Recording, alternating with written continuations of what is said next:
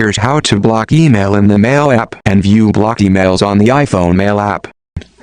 Open the Mail app on your iPhone, select the email from the contact you want, then swipe left and tap on the More option. On the Share sheet, scroll to the Block Contact option. That's it.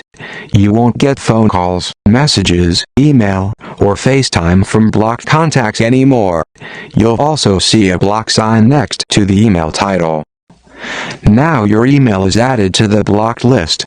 To view all blocked email contacts, go to the Settings app on your iPhone.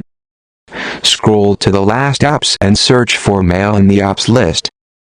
Scroll to the bottom again and tap on Blocked. Check the blocked email list. If you don't see it, then tap on Unknown Contacts to view recently added blocked emails. To unblock, swipe left and tap Unblock, or unblock it from the Mail app the same way.